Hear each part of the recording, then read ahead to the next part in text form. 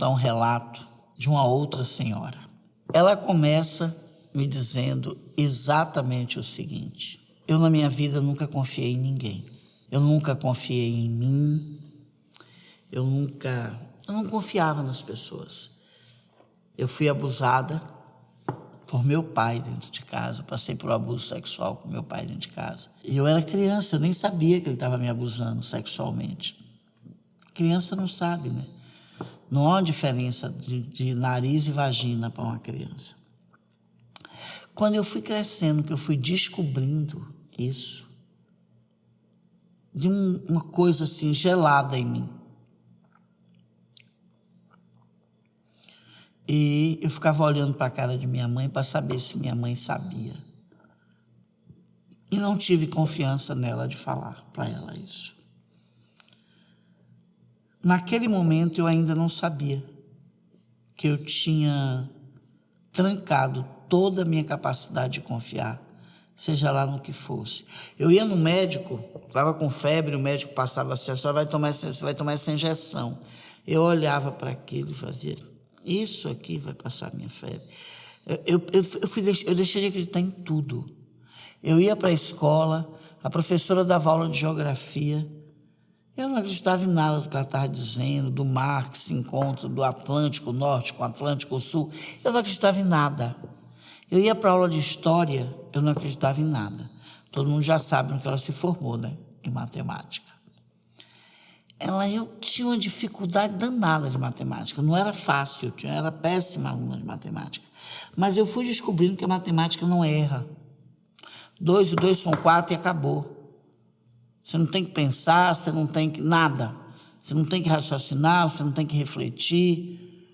E eu me entreguei à matemática. Fui professora de matemática, fui professora da faculdade de matemática. Porque aí, quando eu venci o obstáculo também, matemática passou a ser uma coisa fácil na minha vida. Eu não me casei. Não é porque eu não confiaria no meu marido. Isso eu já tinha certeza que eu não ia confiar. É porque eu tinha certeza que eu não ia confiar nos meus filhos. Eu não queria desconfiar de meus filhos. E ouvindo ela, era assim mesmo que eu pensava. Eu tenho um filho, depois cresce, vai fazer uma coisa ruim comigo. E nunca pensei para uma terapia, nunca me abri com ninguém. Não é? Nunca me abri, eu nunca falei para ninguém o plano material desse abuso sexual do meu pai. Eu simplesmente me fechei. Quando eu encontrava dei um jeito de estudar em outro estado para sair de casa. Quando eu me encontrava com ele, minha mãe era: bom dia, bem. O mínimo possível, não é? E, naturalmente, ele sabia por que eu estava agindo daquela forma, então ele também não me provocava, talvez por medo de eu falar. E aí eu tive a certeza também que minha mãe sabia, porque ela nunca me perguntou nada, como se ela não tivesse estranhado a minha saída de casa e eu ter rejeitado eles. Bom, quando eu desencarnei, quando eu despertei, eu estava num lugar muito escuro. Eu não conseguia ver nada. Eu não conseguia enxergar nada. Eu não conseguia enxergar uma voz, um ruído, não é? Eu me transportei para uma situação dessa, para um lugar, uma zona umbralina dessa. Foi lá que eu cheguei. Não tinha ninguém. Eu só escutava a minha respiração, sentia o meu corpo, mas era tão escuro que eu não via nem minhas mãos, nem nada. Claro que eu sabia que eu estava ali, não é? Claro que eu sabia que eu estava ali. E aí, de vez em quando, aparecia uma luzinha. Eu não conseguia pensar o que é que tinha acontecido comigo. Eu ficava ali, eu não pensava se eu estava com fome, com frio, nada. Eu fiquei ali, numa indiferença imensa. E de vez em quando eu via assim uma luzinha, eu ficava olhando aquela luzinha e eu não dava nenhuma atenção a ela. Nenhuma atenção. Isso foi por mais de 10 anos. Um dia, por curiosidade, o meu espírito dentro encontrou alguma força, ou alguém orou por mim, mandou uma prece, essa prece chegou. Até hoje eu não sei porque que deu em mim, eu resolvi acompanhar aquela luzinha. Eu me lembro, na minha cabeça, eu realizei assim, que eu andei muito tempo seguindo aquela luzinha, como se fosse uma coisa assim de dias. Na minha cabeça era isso que estava acontecendo, de dias. Até o momento que aparece um rosto, e esse rosto me diz: vamos, eu vou tirar você do escuro. E eu não sei porquê, minha indiferença já era tanta que eu não confiei, não desconfiei, não tive nada disso. Eu simplesmente fui, sem nenhum questionamento. Eu simplesmente peguei a mão e fui. 2 anos eu fui levando para me recuperar. E quando eu consegui sair desse processo de indiferença, eu me lembrei que aquele lugar não era escuro, que eu estava ali sendo socorrida pelo meu mentor, que ele estava do meu lado o tempo inteiro, que ele me levou para os hospitais, que eu fui tratada nos hospitais, né? Vocês estão entendendo, né? Na cabeça dela, ela estava num lugar escuro. Me levou uns 10 anos. E ela foi seguindo a luzinha. E aí quando ela se trata, que a memória dela volta, ela vê o seguinte, que ela não estava o lugar não era escuro, ela que se projetou nessa escuridão, por não confiar em nada. Gente, eu acho que esse é o maior exemplo da frase, eu não confio em nada nem ninguém. Eu disse isso para ela. Eu disse, minha senhora, eu já ouvi muita gente dizer, eu não confio em nada e nem ninguém. Mas acho que isso é mais uma mágoa que a pessoa tem. A senhora é um exemplo vivo para mim dessa frase. E realmente, foi muito forte, foi muito impactante, viu, família? Eu, para poder compartilhar esse trabalho com vocês aqui, não é só por isso, né? Isso faz parte do meu crescimento também. Todo paranormal tem uma função coletiva para com o seu planeta, e essa é a minha função. E eu a exerço da melhor forma que eu dou conta, que é compartilhar, não é? Conhecimentos que aprendo com a espiritualidade na minha escola e compartilhar aqui é relatos, compartilhar relatos. E eu fiquei olhando para ela foi dizendo a realidade do que tinha acontecido e o quanto que ela se projetou nessa indiferença fez ela perceber.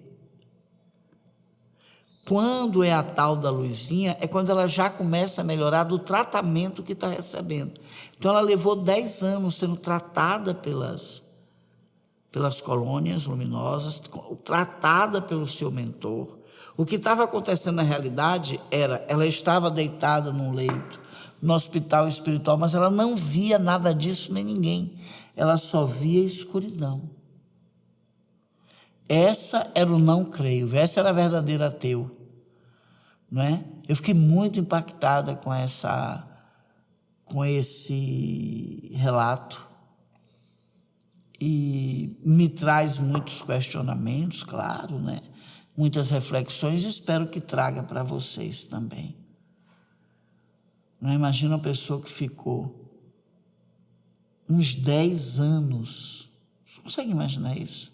Coisas acontecendo e para ela, quer dizer, uma espécie de coma espiritual, né? E aí eu quis conversar com o mentor dela e ele me recebeu. E ele me disse, ela foi uma pessoa muito coerente, ela fez matemática, ela ensinava, fazia o maior esforço para os alunos aprenderem, ela era uma pessoa confiável, não gostava de maracutaia, pagava as contas dela em dia, o aluguel dela em dia, ela era uma pessoa confiável e não conseguia confiar em ninguém. Então aí também ela desenvolveu uma arrogância, né? Como se ela fosse a única pessoa também boa que os outros podiam confiar, porque ela não confiava, todo mundo para ela não prestava, não é? Mas ela era uma pessoa confiável. Então, ele me contou isso. Então, foi todo um tratamento para ela poder conseguir sair. Eu perguntei como ela está. dentro desse tratamento. Ele fez, olha, ela está reagindo, ela quis fazer esse relato.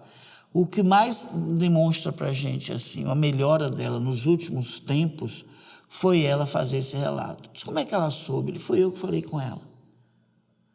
Não é? Um mentor falou comigo, olha, às vezes as pessoas fazem relatos com a Lu, os espíritos aqui fazem relatos para a Lu, e a Lu ouve esses relatos, e essas pessoas melhoram, esses espíritos melhoram, porque sentem que sua história vão ajudar alguém. Porque eu faço isso aqui, família. Eu volto nos meus relatados, olha, eu relatei, falei, as pessoas gostaram, refletiram, fez bem para as pessoas, não é? Eu volto lá e dou esse feedback para elas, sabe? Então elas se sentem melhor. E ele pegou, foi e falou isso para o mentor dessa senhora. Eu achei. E o fato dela ter aceitado, eu achei que ela está abrindo mais para a confiança, porque se ela não confiasse em você, ela não ia contar a história dela. Não é? Aí eu fiquei assim, eu quero conversar com ela de novo. Agora eu quero saber o que é que eu tenho, que ela confiou em mim. Aí eu fui lá, perguntei a ela, né? Adalgisa, o nome dela. Disse, Adalgisa, você voltou? Eu voltei. Eu fui conversar com o seu mentor, ela fez, eu soube, ele me disse. Mas ficou uma coisa em mim, por que você confiou em mim para poder fazer esse relato? Ela fez assim, eu não confiei, eu estou testando. Eu disse, como é que é? Não é. Eu quero ver se você vai contar a minha história lá. Eu disse, olha, isso eu não lhe prometi. Não prometo a ninguém. Eu ouço as histórias e discuto com o meu mentor qual é que vai ser mais útil também para as pessoas que seguem o meu trabalho. Eu não te prometi isso. Ela fez, eu sei. E essa eu vou ter um retorno com ela, porque eu disse a ela que se fizesse, eu iria lá voltar para dizer a ela que fez. Então eu quero fazer uma pergunta a vocês. A história dela ajudou vocês de alguma forma?